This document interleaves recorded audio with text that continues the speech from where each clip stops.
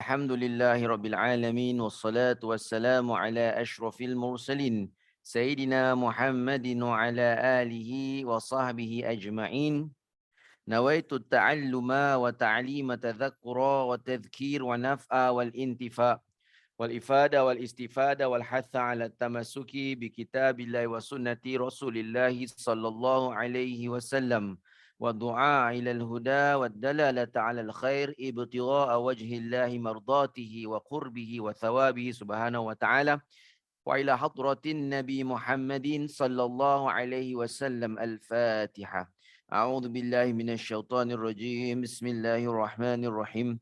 الحمد لله رب العالمين الرحمن الرحيم مالك يوم الدين إياك نعبد وإياك نستعين اهدنا الصراط المستقيم صراط الذين أنعمت عليهم غير المغضوب عليهم ولا الضالين آمين.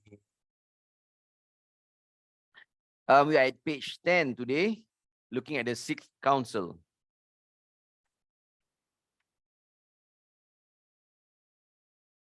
Intention. My dear son, how many nights have you remained awake seeking knowledge and reading books? So now we are looking at Imam Ghazali addressing his students' night habits.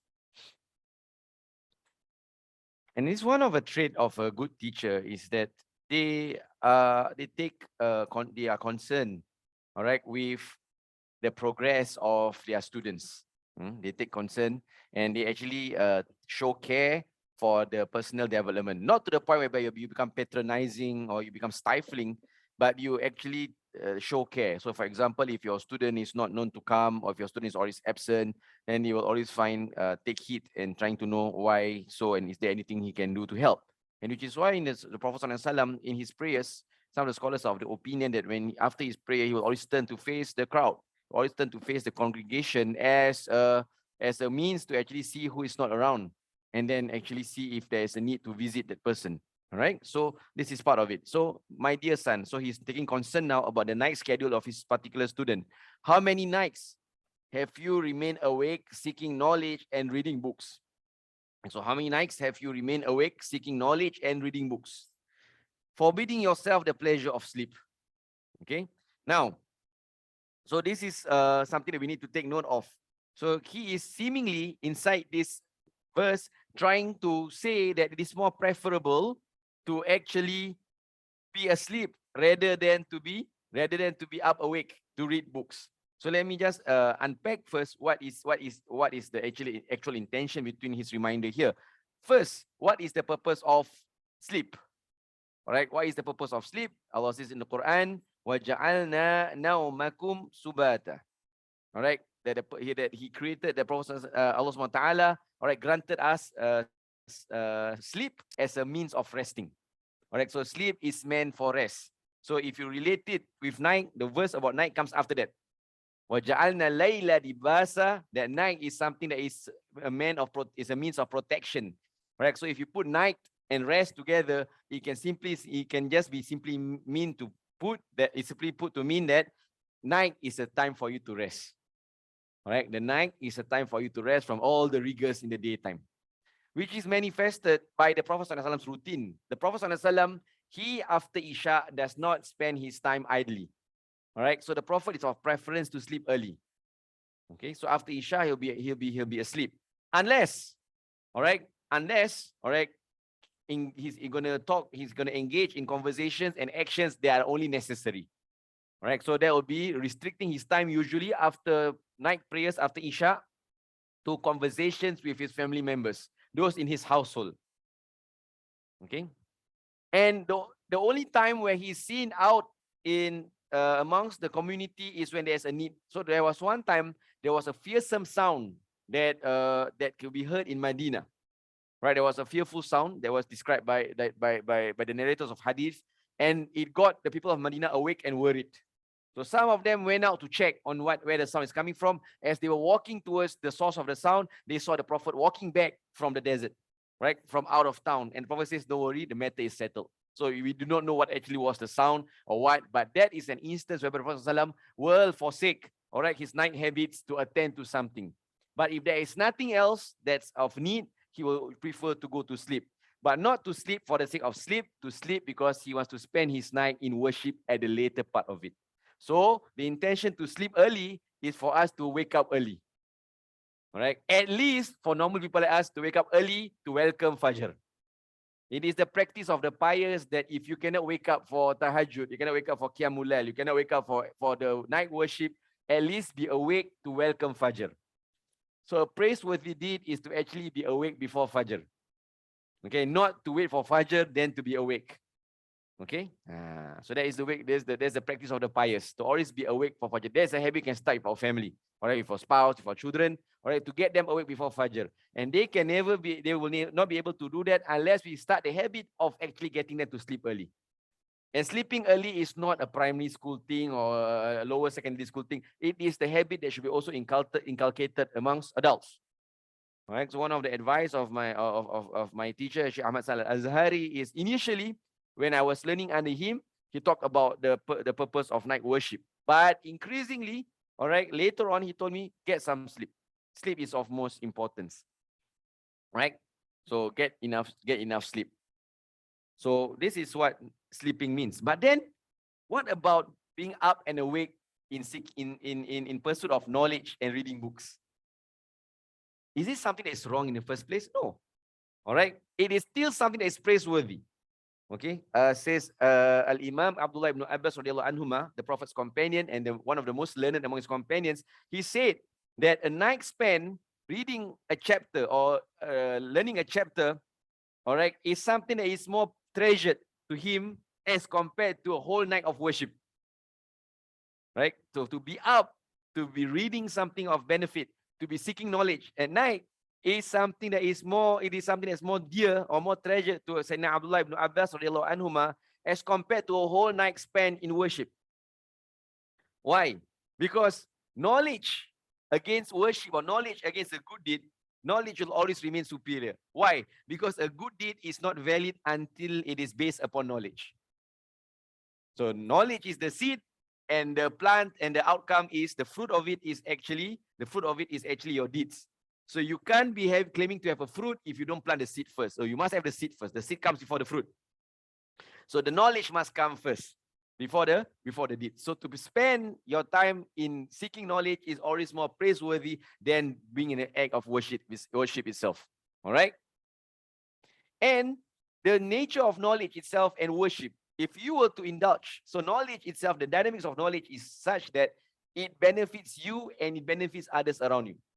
The Prophet says in a hadith, and which is popular to all of us, but we don't uphold it, is khairukum man ta'allama al-Quran wa 'allamahu. The best amongst you are those who learn the Quran and you teach it and you convey it. All right. So it's talking about the dynamics of knowledge. It is something to be learned and it's something to be spread. That it gives you benefit and it gives you a means to provide benefit. That is in contrast to a deed. If you do a good deed, it's only of benefit to you. All right. So knowledge is more dynamic than deeds, which is why Abdullah ibn Abbas says that it's more preferable to be up awake to read. Imam Shafi'i at one time, he was spending the night at the house of his student Imam Ahmad ibn Hanbal. Now, this is a classic story. All right. So the son of Imam Ahmad ibn Hanbal, he was observing the routines of Imam Shafi'i. He noticed that at night, Imam Ahmad ibn Hanbal, his father, will wake up to do worship. Whereas Imam Shafi'i will stay in his bed. All right, he will stay in his bed. All right, and he also noticed, that he noticed three things. Firstly, the Imam Shafi'i, all right, he will go to bed. All right, he will go to bed with the wudu of Isha. He will go to bed with the wudu of Isha. So after Isha, he will go to bed. Okay, that's one. Second, he noticed that Imam Shafi'i, he will stay in his bed the whole night. All right, he will stay in bed the whole night. Whereas his father, Imam Ahmad bin Hanbal, he will get up to do his prayers. So he was observing. My father, who is the student of this scholar, Imam Muhammad bin Idris, Imam Shafi'i, my father is the student, supposed student. He's doing the worship, but this teacher of his is in his bed. He's not out of his bed. And the third thing he noticed that the next day upon Fajr, when they were supposed to pray in congregation, Imam Shafi'i led the prayer and he didn't renew his wudu. He didn't perform his wudu. He just prayed and he puzzled the child, puzzled the son. How is this possible? You are in the bed, all right, asleep, all right, and then you lead the prayer. My father was up. He should be the one leading the prayer because he has the wudu, not you. So the next day he conveyed, all right, his concerns to his father, Imam Ahmad bin Hanbal, and talk about what he observed, the peculiarities of Imam Shafi'i.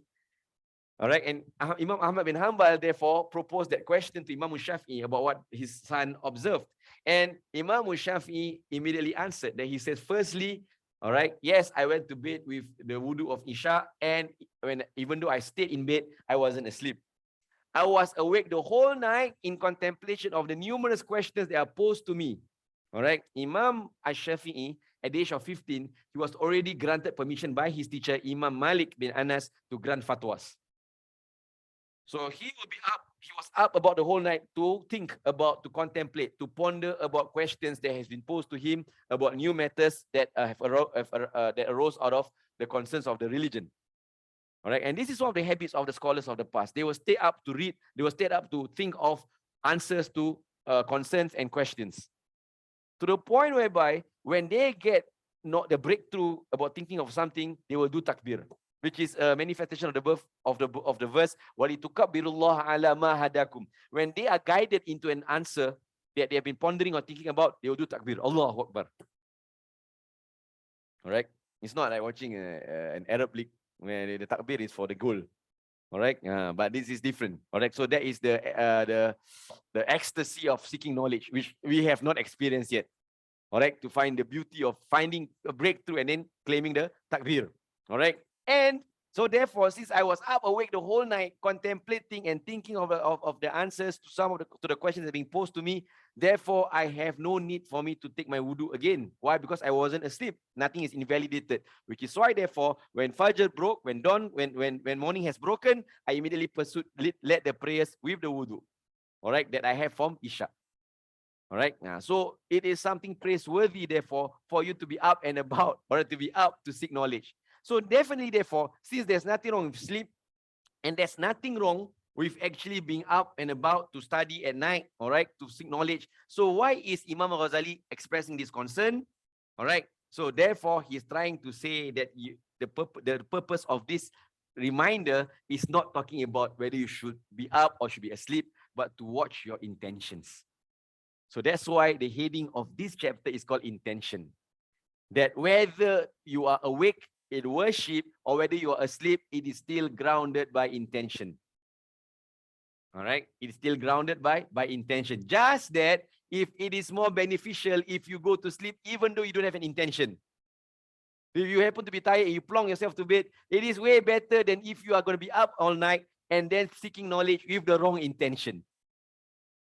So if you're going to go to bed, like most of us, you're going to be snoring away, that is in a more praiseworthy position than you being up and about seeking praise by virtue of seeking knowledge. All right, having no intention for doing something is better than having a bad intention for doing something good. Take note of that. All right, if you have no intention for something, if you want to sleep for the sake of sleeping, you want to eat for the sake of eating, even though that is not something that's encouraged, but that is better than you being up and about looking outwardly like you are seeking knowledge, but you are seeking the praise of others. Because a good deed only matters if the intention is right. Right? A good deed only matters if the intention is right. So it's talking about putting your intentions in the right place. All right, putting your intentions in the right place. Okay.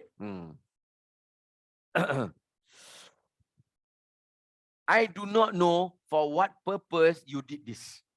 I don't know why you're up and about. If it was for attaining worldly benefits and securing its vanities, all right, what is this vanity? Worldly benefits, all right? If you're looking for worldly benefits, what is the worldly benefits and securing its vanities? Talking about what? If you are up and about, seeking knowledge for the sake of praise, for the sake of getting popularity, for the sake of being famous, for the sake of getting something worldly out of it, which is detached from the hereafter, all right, then, all right, woe to you. All right, then woe to you. All right, is status and position and asserting your superiority over your peers and brothers. This is talking about our realities today. We can relate to that. If you're up and about, all right, on Facebook, if you're up and about getting into unnecessary debates, just arguing for the sake of arguing over things, or trying to go online to show how smart you are, trying to brag about something you have achieved, or trying to brag to people about some knowledge you have found out and you want to tell the world about it, or trying to undermine someone else's knowledge, or trying to judge someone on Instagram, or trying to judge someone that you see. All these things to be up awake at night for is of no use. All right, it's woe because all these times are wasted. And Allah says in the Quran, ثُمَّ لَتُسْأَلُنَّ يَوْمَئِذٍ عَنِ النَّعِيمِ. All right, we are going to be asked about the time that has passed, about all the blessings, all the ni'mah, all the blessings of time, all the blessings of health that Allah has given unto us. What is it used for? You're going to be up from 10 to 2. All right, for that. All right, that you might be talking about knowledge, but you're talking of knowledge is with the wrong intention or with the wrong outcomes that you are seeking, so that you can undermine others, to get engaged in the debate. All right, to chastise others. Then what's the point of staying up? You might as well go to sleep. Which is why some scholars says sleep is always good, because sleep saves you from sins. Which is why some scholars says, even though that opinion is something that is less preferred in Ramadan, it's good to sleep. All right, it's good to sleep in Ramadan. All right, it is always the best to be up, to be instead of worship in Ramadan, provided that worship is sincere. But if you have to choose, otherwise, it's better to sleep. Why? Because if you sleep, at least it saves you, all right, the possibility of engaging in idle talk, in wrongful talk, in the eyes looking at things that are not meant for you to look at. So it's best to go to sleep. It just deprives you of the opportunity to do more good, but it also saves you from performing sins. Which is why in the methodology of doing good, one of the best ways to do good is to first stop doing sins before you start doing good. Because if you start doing good first, but you commit sins later, it will eradicate the good. All right? So we shall sleep in Ramadan. This is just managing your time. It's about managing your time. So let me make a disclaimer. All right? I'm not trying to tell you, oh, you should be sleeping throughout Ramadan. But it is always better. All right? It is always better. Okay?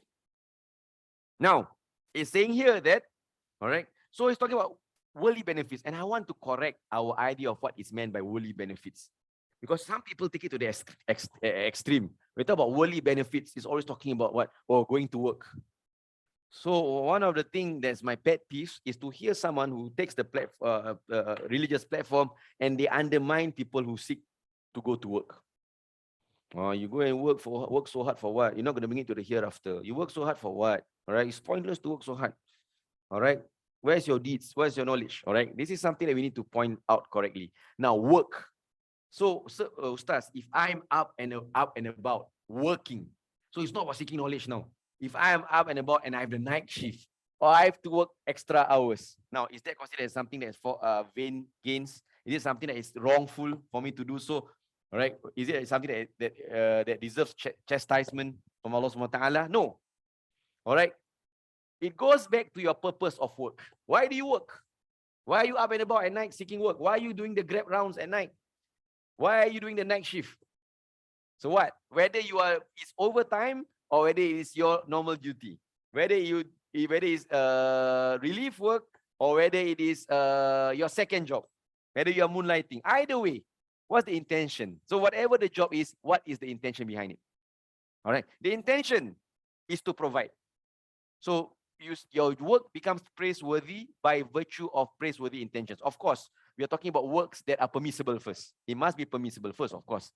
All right. If your work involves you playing with paint and painting on and throwing it on people's doorsteps because the loan is not paid, then that's not a praiseworthy job. All right. But if you're talking about work in general, our work, most of our work here, all right, in order for it to be praiseworthy, set for it praiseworthy intentions. All right. So what's the first praiseworthy intention? To provide. If you have parents to care for, then you're providing for your parents. If you have a family to care for, your spouse and children, you are caring for them. So make that your intention. I am providing for my family. I am providing for people that are under my care because it is my responsibility. So I am working to uphold my responsibility, and therefore that is something that the religion tells me to do. For that, it is praiseworthy. So do not feel ashamed to go to work. There was a time the companions were seated in the company of the Prophet in a garden of knowledge. So they were seeking knowledge from the Prophet. A man walked past, and he was carrying with him all the necessary tools to go to work. Immediately among the companions, they started to have a small, it's normal for this one never go for class. They're having a gathering here, they go to work. All these worldly people. The Prophet immediately corrected the companions, because the Prophet pointed out, this man is going out to seek something for his family. He's doing something praiseworthy. All right. So do not actually detach work from worship. Work is worship.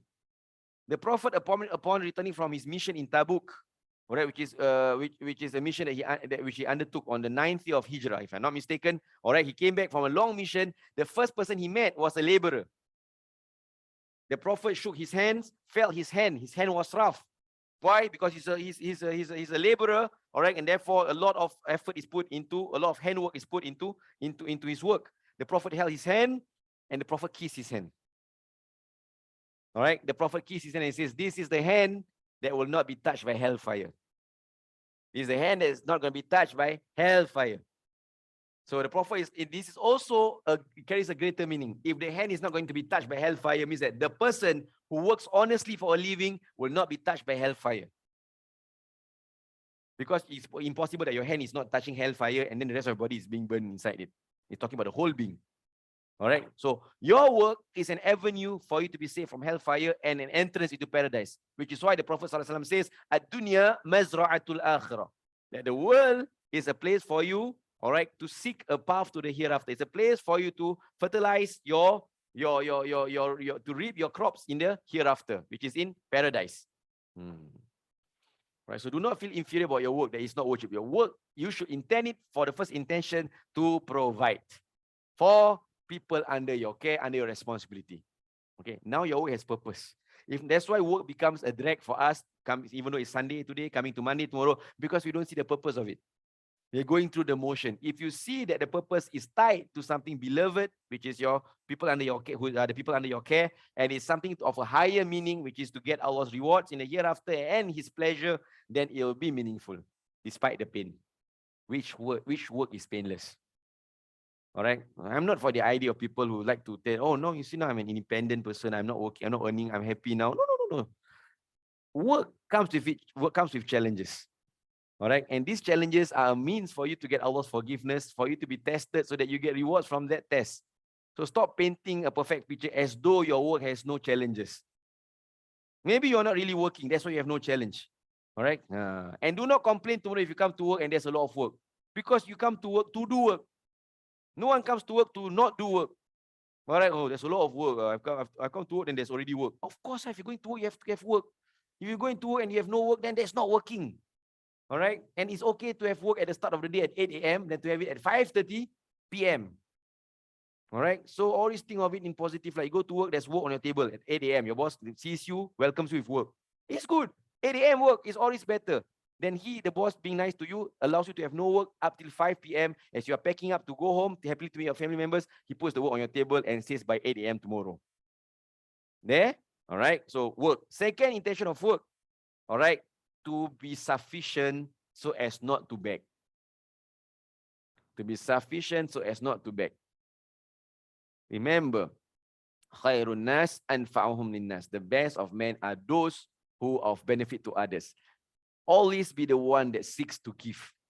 Do not be the one that seeks to ask. All right. Always be, all right, your intention is to give. If I want something, it's because I want it so that I can give. All right. The only aim for you to want something is for you to give. You don't want something for the sake of a mere want. You want something because you want to give. You want to give. All right. Wa anfiqu mimma razaqnakum min qabli ay ya'ti ahadakumul maut. That's from part of what you have earned, you give it away. Okay. So that it is. So it is to be sufficient. So you have to beg. So they have to ask around to be sufficient. Thirdly, it becomes a platform for you to perform deeds. All right. It becomes a platform for you to perform deeds. You can pay your zakat. You can go to Hajj. You can give your sadaqah. You can serve the community. Why? Your intention was for work was that. I work so I have enough. Enough to what? Enough to pay my zakat. I work wise, so I have enough to provide for my family. So you have a reason, you have a purpose. You have a purpose there.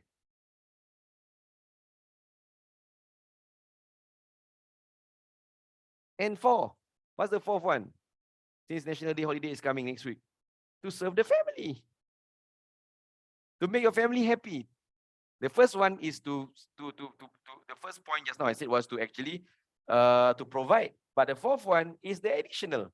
You have extra money. We just passed by the day of Ashura. What's the sunnah of the day of Ashura? The sunnah of the day of Ashura, 10 Muharram, is to be generous to your family members, to provide for them, to show that the act of being generous to your family member is a praiseworthy deed. So if you earn a lot, so that you can give a lot back to your family, then that is something that's praiseworthy. So there is no wrong and no harm to pamper your family, because that's what it's supposed to be. Ceteris paribus, all else remaining constant, in the sense that your family upholds the practice of religion is not compromised, everything is not compromised. It's okay to pamper them. In fact, some scholars of the opinion that therefore, all right, it's perfectly fine to pamper your child on two justifications. You pamper your child, all right, so that there is a balance to your discipline. If you raise your child in a on the grounds of being a disciplinarian, there needs to be also balance off with compassion. As Allah is Jalal, He is also Jamal. There He shows His might, He also shows His compassion. And the second justification is that by providing for your child, it is a means for keeping the child attached to you and your house and the household, and not being attached to whatever the world outside can provide that you have not provided for at home. So that's why when you earn something, always think of the family first. Do not be someone who's generous to everyone else but your family. That's wrong. Your first priority when you have something, family. All right. وَمَا أَنْفَقْتُمْ مِنْ خَيْرٍ. Whatever that you give from whatever good that you receive, فَلِلْ وَالِدَيْنِ, it shall be allocated for your parents. وَالْأَقْرَبِينَ, to your close family members, your wife, your spouse, your children. وَالْيَتَامَى وَالْمَسَاكِينَ, and then the orphans and the needy. That's your budget. You get something, ask your family, what do they need? You remember your child, oh, he's always been craving for something, let them have it. All right. If you're going to be compassionate towards them, you strike a balance with discipline. If you're going to be disciplined towards them, you must strike a balance with compassion. That's all about child bringing. All right. Upbringing a child, sorry. Okay. Then woe to you and again woe. So make sure that we are awake for the right reason. But if your purpose was to revive the Sharia of the Prophet ﷺ, means what? To learn more about the religion. You attend a garden of knowledge, or you read a book so that you know more about the religion. Then you get deeper appreciation of the religion. All right? That is justifiable. No other intentions, not for you to actually be studying, but taking a selfie of yourself studying, so that it looks like you can upload a photo of you studying. So the photo taking was 3 minutes, the studying was 1 minute. No. All right? And to train your character. Why? To be disciplined. You have worked the whole day. All right, you have worked the whole day. You spend your time with your family. Now that your family is asleep, then you have done your work for the day. Everyone is asleep. It's so tempting to go to bed. It's so tempting to do other things, but you open up a book and read. Despite the fact that you might be tired, despite that you actually refresh yourself and then you discipline yourself to seek knowledge. Then that's praiseworthy. All right. And break the nafs al-ammara, nafsu ammara. All right. Break the soul commanding to evil. All right. Instead of you being up and about watching a movie that may offer some scenes that will be wrongful for the eyes to look at. Instead of you scrolling, looking all the inadequacies of people and all their shortcomings. All right. You decide to put that aside and look at the character most perfect, Prophet ﷺ. Read about his biography. All right, read about his life, read about his rulings, read about all these things. This takes you away from being distracted by things that have no benefit to you. Then this is something that contains your soul. This controls your soul. Then blessed are you, and again blessed. All right. It's blessed for you to be up in that state. The poet spoke truly when he said, to spend the night awake and weeping, all right, weeping for other than Allah is a foolish waste. So if the tears should flow at night, not because you broke up, or you got rejected, or your football club lost, all right, which is starting next week. A lot of tears will flow next week. All this is useless. All right, you are up and about for the sake of Allah subhanahu wa ta'ala, to cry for the sake of Allah subhanahu wa ta'ala. Okay. Now, which brings me to my next point. All right. How to routinize our nights. Okay, a Singaporean. That's why you read a book. Okay, in Singapore, all of us are working here. I believe that inside this group, all right, all of us are working. Some of us are working night shifts. Some of us work in the day. All right, then if you look at these stars, does it mean that we have to sleep at night early? All right, so how do you spend your nights? Okay, first, all right, first priority, I put it into 2 points. All right, 2 points first. All right, 3 points. Okay, first, sleep well where necessary. Okay. Sleep well. So make sure, make it at least 5 hours. Imam Ghazali says 5 hours the best amount of sleep to have. 5 hours, not 8. All right. 8 means 1/3 of your day gone sleeping. Imam Ghazali gives a better description. He says that if you spend 8 hours sleeping, like some experts say, 8 hours of sleep is only good for the child. Not the child in you, but the child. 8 hours of sleep. Okay, a baby, maybe more. Toddler, 8 hours. Primary school kid, 8 hours also good. So grown up like this, no. All right, why? Imam Ghazali says, if you spend, all right, the whole day, all right, if you spend 1/3, 8 hours sleeping means you spend 1/3 of the day sleeping. If you live for 60 years, 20 years is spent sleeping. He give that. Imam Ghazali is very interesting when he said that. Straight to the point. All right, you spend 20 years sleeping, which is a lot. To sleep for 20 years. So good hours is what? 5 hours. All right. Okay. So sleep well when necessary. Make it a habit to sleep early. Okay. Make it the main thing to sleep early. If not, okay. If you are not going to be sleeping early, what should you be doing? Okay. Remember, I used to share with you the purpose of creation. The purpose of creation is what? Worship. If you are not going to be sleeping early, then make sure that you are engaged in an act that is leading to worship. You are either in a garden of knowledge, or you are reading something, or you are attending a religious gathering, or whatever good gathering. If you're not going to be asleep, all right, so I'm attending classes, fine. If you're not going to be asleep, I'm attending a halaqah zikr, all right, a gathering of zikr, good. If you're not going to be awake, I'm reading a book, Ustaz, all right, then that should be the reason you're going to be awake. Okay. If not that, then it's for the second purpose. What's the second purpose of creation? Is for service to others. All right. It must be of service to others. Okay. So what do? You are in engaged activities that benefit others. What are you doing? I'm taking my family out for dinner. Fine. That's good. Why? You are being of service to them. What are you doing at night? I'm working overtime. I'm working the night shift. All these will have rewards. All right. You are at the service of others. All right. Or you are serving the community. All right. All this, even though you're awake at night, you're not sleeping, it's fine. But these also must be done with a measure. For example, if you're going to take your family out for dinner, no matter what, come back in time so you have enough rest to sleep. Enough rest so that you can sleep enough. All right. Don't you take your family out, then you come back 2 a.m., 3 a.m. The whole family will miss Fajr. All right. Okay. So this therefore means, right, all those moments that you go out at night, lepak, all this, right, it must be cut down. It must not be a norm. So some people are asking, Ustaz, what? Next week, Ustaz, is a crucial date. So I'm looking at the calendar. Next week is a crucial date. National Day. Yeah, no, not National Day start. National Day ends early. The celebration ends at 8 a.m., 8 p.m. I can sleep after 9 p.m. So it's not National Day. What's happening next week? Malaysian state elections. Nothing to do with us. Not that, Ustaz. Something big is happening next week. English Premier League starting, Ustaz. Next week. It's starting next week, Ustaz. Now all the games are 10. It's all 11 o'clock games, Ustaz. How, Ustaz? The Sayyidina Umar side of me says, all right, sleep. All these are of no benefit.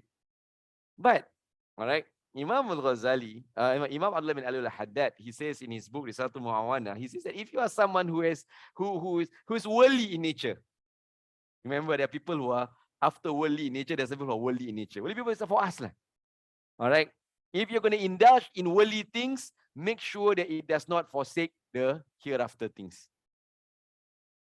So if it's part of your passion, it's your hobby, you want to watch football.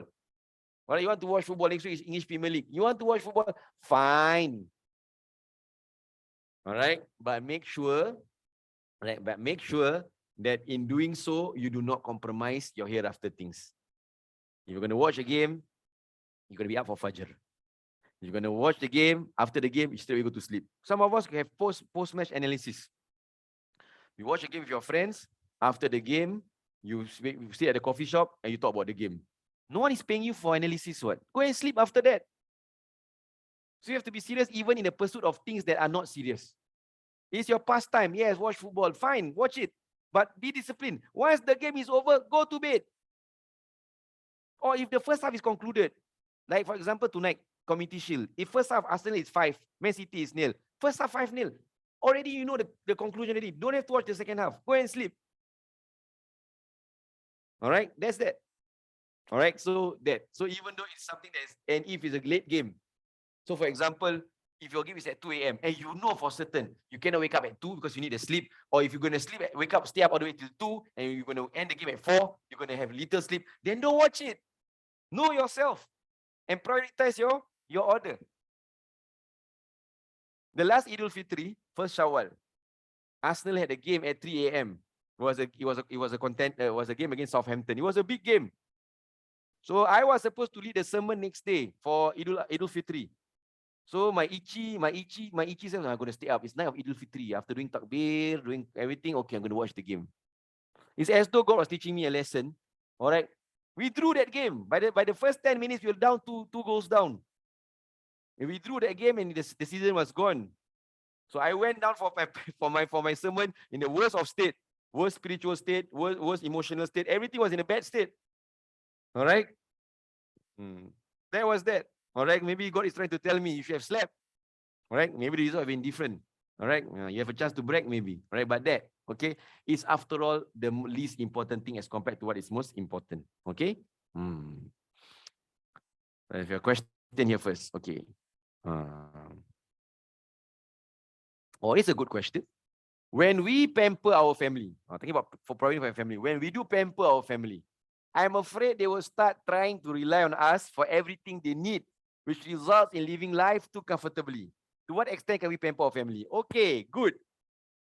First thing, I said before, to provide must be provided with balance. If you're going to give something out of compassion for them, you must also come with discipline. All right. Now, second point is that they will start trying to rely on us. Who are we talking about? If it's children, if it's our teenage child, we give to them and they rely on us. That is something that is better than they deciding to rely on things outside.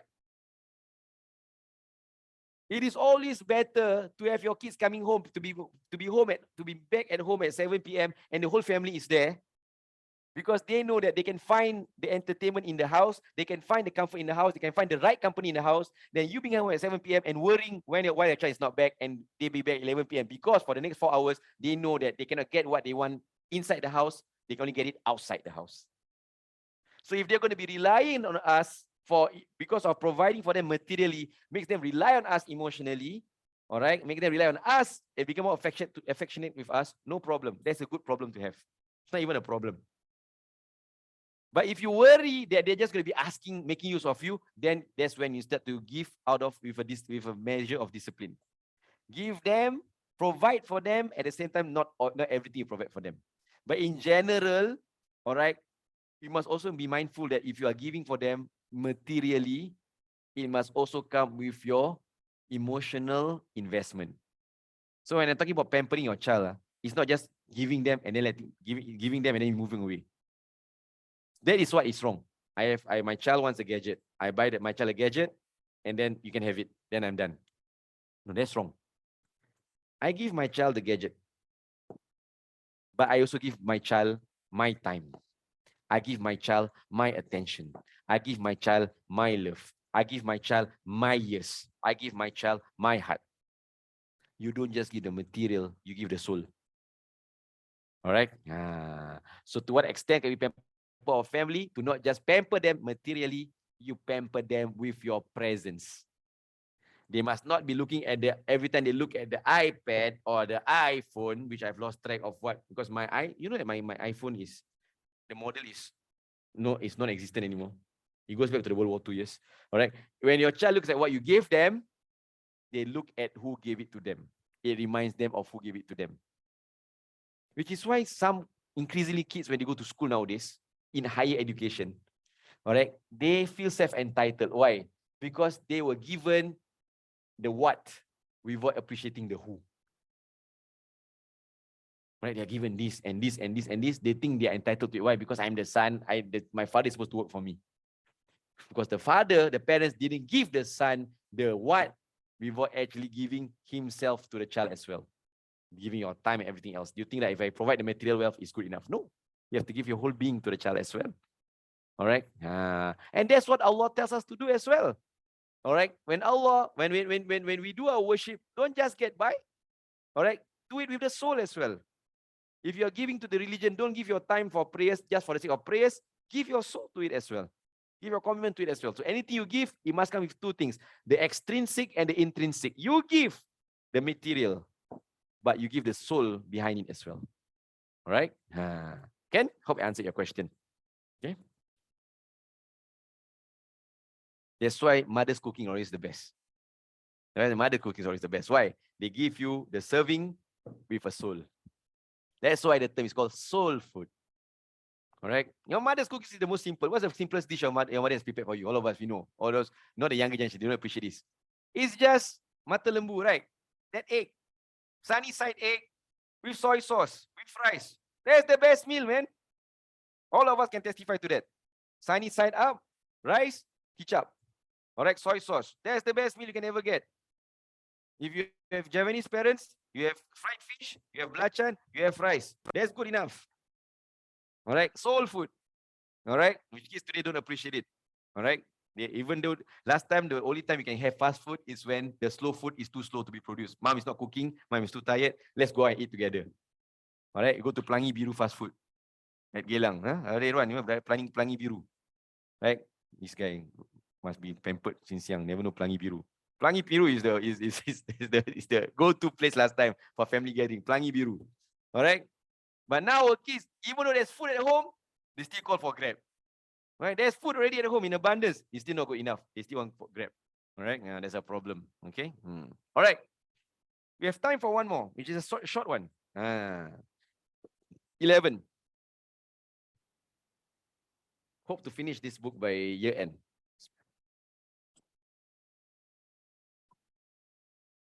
My dear son, talking about death now. And this is taken from the words of the Prophet ﷺ, live as long as you may. I'm going to write out this Arabic text. I'm going to send to Brother Irwan. This can make a good poster. All right, this can make a good poster, this one. All right, it's a word of Prophet ﷺ. Some people say it's the word of Sayyidina Ali bin Abi Talib, some people say it's the word of the Prophet, but the meaning is powerful. All right, and it's wonderful in Arabic. All right, live as long as you may. Aish ma shi'ta. Live as long as you may. Fa innaka mayyitun. For verily you must die. All right, live as long as you may. All right, for verily you must die. He's trying to tell us the limitations of ourselves. That as much as you want to live forever, all right, you want to live forever, you want to live a long life, it's not for us to decide. It's not for us to decide how long you want to live. Allah decides. That's why Imam Ibn Athaillah As-Sakandari in his Hikam says, Sawabiqul himami, la takhriku aswar al-aqdar. All right, your best efforts cannot penetrate what Allah has decided for you. Your best efforts, your best intentions, your best motivations cannot penetrate what Allah has decided for you. If it's ordained for you, that's it. All right. So you give your best shot, but do not put too much hope on it.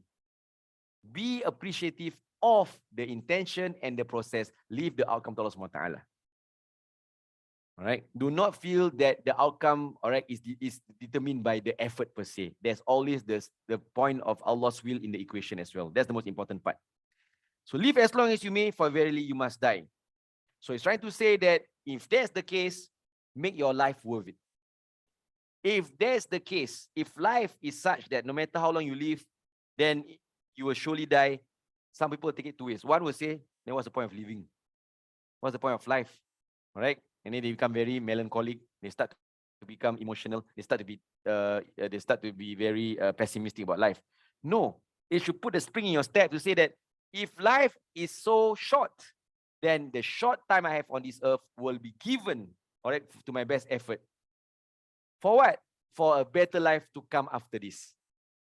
Bal tu'thiruna al-hayata dunya wal akhiratu khairun wa abqa. All right. Allah reprimands mankind for putting so much emphasis on this reality without having the thought of the eternal hereafter in mind. So have the eternal in mind. That's when your life becomes worth it. Because you know that you're going to get the rewards in the hereafter. So make death a short intermission. It's just a break for you to get back to receiving what you deserve rightfully in the hereafter. So since life is so short, all right, since you're going to die anyway, make sure therefore that it becomes a purpose, it becomes a purposeful life. All right, it becomes a life that's of purpose, so that once you die, it's just a rest time for you to eventually reap the rewards in the hereafter. Okay? Which is why Allah always reminds us about how there's the world and there's the hereafter. And the best dua to recite for us is this dua that the Prophet taught us, is in the Quran. The Prophet says, no matter what, don't leave out this dua. This is the best dua that's all encapsulating. What's the dua? Rabbana atina fid dunya hasana wa fil akhirati hasana wa qina adzaban nar. Rabbana atina fid, oh Allah, grant unto me fid dunya hasana, in this world, all right, goodness. Wa fil akhirati hasana, in the hereafter, goodness, and save us from hellfire. Okay? Wahbab ma syi'ta, love whoever you wish. Fa innaka mufariquhu, for one day you shall taste its separation. You can love who and the what, you can love all you want. But there's only two outcomes. Either that person leaves you or you leave that person. That's how death works, right? All right, that's how death works. For example, before me, a couple here. All right, is the reality of life is such that Brother Rashid goes first or Sister Sui goes first? True? We look very solemn now. No, Ustaz, we want to stay together. No, that's the reality. One goes before the other. All right? Ustaz, but there are some people who die together. Even if they die together, their faith, their reality is still different. The experience is different. They will go through the same death process, but the experience of death is unique to each and every one of you. It's a unique experience to your own. So death is make sure, therefore, death is a temporary separation. Death is a temporary separation. The only favorable there's 4 outcomes for us in the hereafter. There's 4 possible outcomes for us in the hereafter. Only one is favorable. All right. The one favorable is that both of us enter paradise. You and look at your children now, look at your spouse now, look at your family members now. The only favorable outcome is all of us end up in paradise. All. That death is when someone in your family dies, your mother dies, your spouse dies, your child dies, make a promise to yourself that this separation is temporary. We shall meet in the hereafter. All right, which is the Prophet ﷺ makes a promise to the people of Ansar. All right. Okay, he says that I promise to meet you. I'll wait for you at my well. All right, I'll wait for you at my well. Means what? At the well of Kauthar. I'll wait for you there. The separation is temporary, but we'll meet eternally at my well so that we can enter paradise together. The second outcome is what? You enter paradise, your beloved one enters hellfire. Is that good for you? The whom you spend your life with, so much love with, and you don't see them, that your separation on earth was actually permanent. Right? The saddest verse in the Quran, one of the saddest in the Quran, Wamtazul yawma ayyuhal mujrimun. Be separated, oh you, all right, who go against God, who go against the religion. You'll be separated. Even though you want to be together, be separated. Wamtazul yawma ayyuhal mujrimun. For you to go on a trip together, on a holiday trip together, if there's 5 of you, one of you leaves out the passport, The four of you go on a holiday, and the one that cannot come along, you don't feel it's a good holiday. Why? The one is left behind. So no one should be left behind. All right. Or the other one, your beloved enters paradise, you enter hellfire. Well, that's also not going to be ideal. Well, of course, the fourth permutation is that all enter hellfire, which is not good either. And there's only one outcome to work towards. That's why the dua Rabbana Atina is in plural. Rabbana Atina, oh Allah, grant unto us fit dunya hasana wa fil akhirati hasana, goodness in the hereafter, and save us all from hell. When you make that dua, think of yourself, your beloved ones, your family members, your friends whom you love so much. Make them part of that dua. All right. And do what you will. Okay. And do what you will, you'll be rewarded accordingly. All right. Wa'mal ma syi'ta fa innaka majziyun bih. All right. And do what you will be rewarded accordingly. And therefore, it's important, do what you will. So whatever you do, there'll be consequences, there'll be rewards. Rewards can be good, can be bad. All right. Therefore it's important for us to have the right intentions and to act upon it. And when you do things, to always have the outcome in mind. All right. So if you want to do something, always remember about the issue of sins. All right. All right. So there are 3 outcomes. All right. When you do something, all right, the outcome can be sins. All right. Then consider therefore that, do you want to do that thing? When you want to do that. All right. Because if in khairan fa khairun, in sharran fa sharrun. If you do something, all right, and it's sins, the outcome will be bad for you in the hereafter. All right. Some people, they intend something for worldly good, but then they don't get something in the hereafter. That's also a loss. وَمَا لَهُ فِي الْآخِرَةِ مِنْ خَلَقٍ. But the best is when you ask to do something with the intention to get the good in this world and the hereafter. And that is a complete intention. Okay? We have a question now as we end this one. Allahu A'lam. There's a question. Ustaz. Oh, this is a very, very interesting question. Ustaz, how about those that suffer from depression and their body cannot generate the happy cells and in great pain and misery emotionally? So some people, they go through this, and this depression is a real thing. All right, I'm being a teacher myself. I have to deal with all. It's a real case. All right, it's a real case. All right, we have depression. So, and depression calls for a holistic treatment. All right, I'm not for the idea of someone says, "Oh, just read this verse is okay," and I'm not for the opinion where, you know, this person, why he's having depression? He forsook Allah. He didn't remember Allah. He doesn't remember Allah enough. As though you remember Allah enough. All right. So do not ever suggest that this person is suffering because why? Because he's far from Allah. Are you near to Allah? Some of us act as though that. All right. So when someone goes through that, it is a test onto that person. So it's a holistic treatment.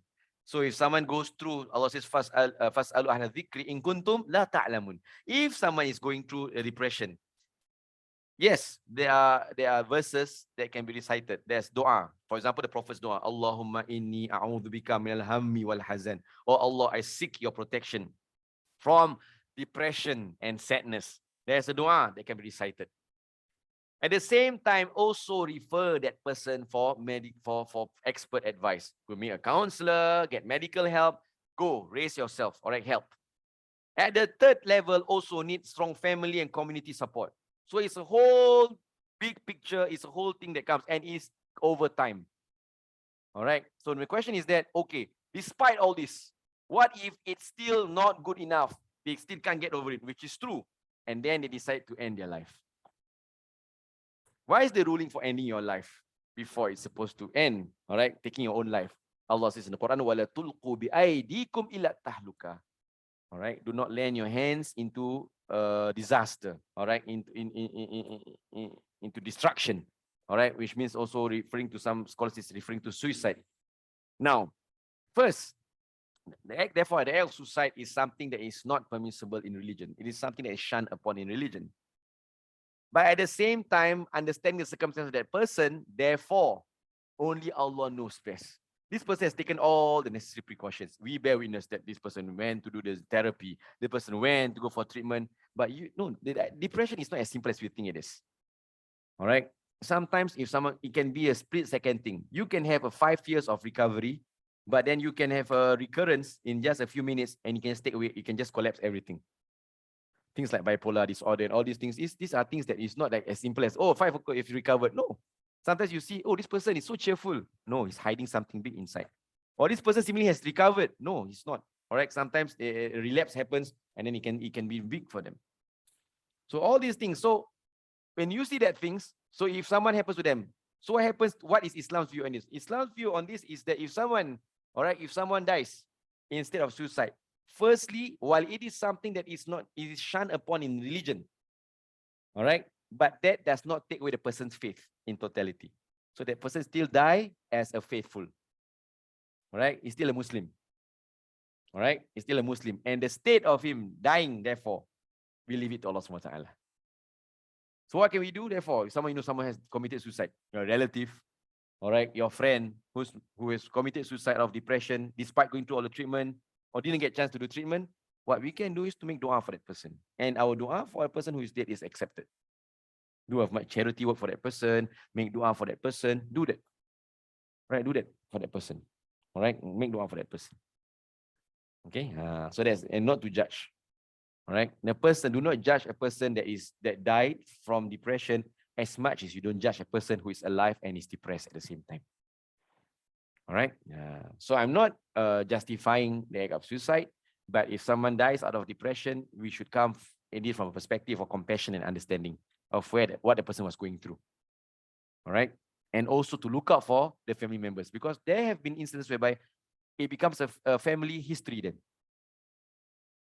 There's a history whereby someone commits suicide, that it affects the family and it leads to a chain sometimes. Can lead to that. It can be something that passes down. Look out for the family members that is in need of support as well. All right, I hope that answered your question. Okay, next question. Salam Ustaz. Waalaikumsalam warahmatullah. What are some examples of service to the community in our daily lives? Your work. Your work is a service to the community. All right, if you're working in PUB for that matter, your work matters. If something goes wrong with the water, yes. If you're working at SMRT, something goes with the track, that is service. Treat your work as service. That is service. Work is service. Now you see your work differently. I'm a teacher. It's a great service. Though sometimes my students, most of the time my students do great disservice to me, but I still see it as a service. But it's a service. Brother Irwan, let's take another a job that is non-conformist. He does hard. Calligraphy. Calligraphy. All right, he does calligraphy. That is the contribution to society. There's a contribution to the religion as well. It shows an extension of Islamic arts, and it also is a service to society. It's as simple as if I have to put up a painting in the house. It makes me feel good. When I come to the house, I see a painting, I see an artwork. I feel good. It's a reminder. It's a zikr. Right? It's a verse on the Quran. It's a reminder for me. There's a service. All right. So think of your work as a service, even though your work is providing food. I have a student who serves food in the canteen. All right. He has a stall and he serves food in the canteen. The Prophet says, "Afshu salam wa at'imu ta'am." All right. All right. When you serve food, you are serving food. It's part of the sunnah. That's it. All right. See your work as service. Then there's that. All right. So always so that's the thing, right? So service to community, look firstly at your work. Second, service to community can be simple things. All right. Buy some cat biscuits. All right.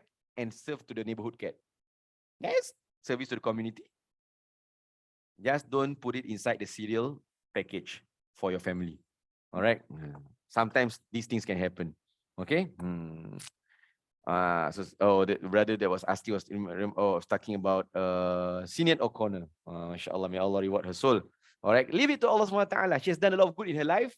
Sometimes in life you go through a lot. All right, and then you die. All right, they make dua for that person. The most important thing of all things, right? Sometimes we forget, and this is also something down to our media sometimes. If someone dies, the most important thing is what? To make dua. That's it. What's happened? What's going to happen to her? Now, once someone dies, it's out of our hands already. Allah decides. The way we can help her is to make dua for her, or to him, or to them, which is why the dua is Allahumma fillahu warhamhu. Make dua for that person. Because that dua for a person who is dead is not rejected. Dua for a fellow brother or sister who has passed on, make dua for them instead of asking, oh, the state, whether it's in Husnul Khotimah or Sulul Khotimah. Some scholars are of the opinion, all right? Some scholars of the opinion, all right? There was a tabi'in. All right, there's a scholar by the name of Muhammad ibn Munkadir. Muhammad ibn Munkadir, one day, all right, a sinner in his community died. A sinner. He died. And in fact, Muhammad ibn Munkadir, all the sinners, he will go and pray for them. When they die, he will attend their funeral prayers. Whereas some people will shun, this person didn't die in good state, they won't go and attend the prayers. But he will go. And you know what he said when they said, why do you attend the prayer? This is a sinner. He died doing sinful acts. What did he say? He says that I cannot bring it onto myself to think that Allah's mercy will not reach this person. All right? I cannot bring it to accept the fact that Allah's mercy will not reach this person. Allah's mercy will surely reach him if we ask for it to be reaching him. So play our part. If someone dies, regardless of the state of that person, stop judging the person's state of death. Make dua for that person. Make dua, because there's a dua for forgiveness. Allahumma fillahu warhamhu. Allah forgive and be compassionate towards the one who's dead, regardless of how he or she died. Regardless. Because the state of that person after death is only known to Allah. But what we can do is to make dua for them. Make the best wish for them. All right. In fact, some scholars also have the opinion that no, indeed this is the one of the Prophet ﷺ. وَجَعَلْنَا حَيَاةَ زِيَادَةً لَنَا فِي كُلِّ خَيْرٍ وَجَعَلِ الْمَوْتَ رَاحَةً مِنْ كُلِّ شَرٍ. That death, in all general sense, death is good for the sinner and also for the one who is the saint. Right? The saint, if he dies in his goodness, when he dies, he gets the rewards of goodness, long-awaited rewards. The sinner, when he dies, all right, his sins stop. In the sense that when he dies, a sinner, when he dies, he has no opportunity to do sins anymore.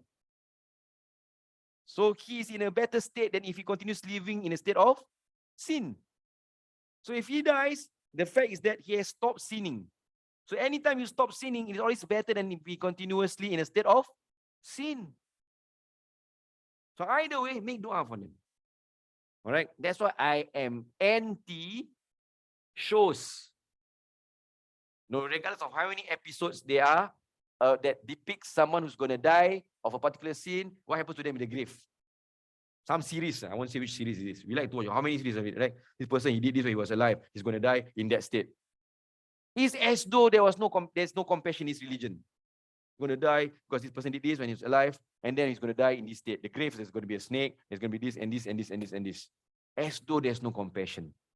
As though there's no compassion in his religion. And we like to watch it. We like to watch these kind of shows. All right. No point watching it. All right. Okay. No questions? MashaAllah. Okay.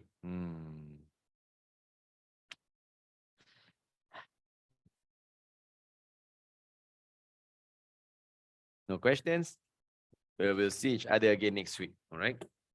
So there's class next week. Of course, it's class next week. There's no National Day holiday. National Day is on Wednesday. Please don't try this on me.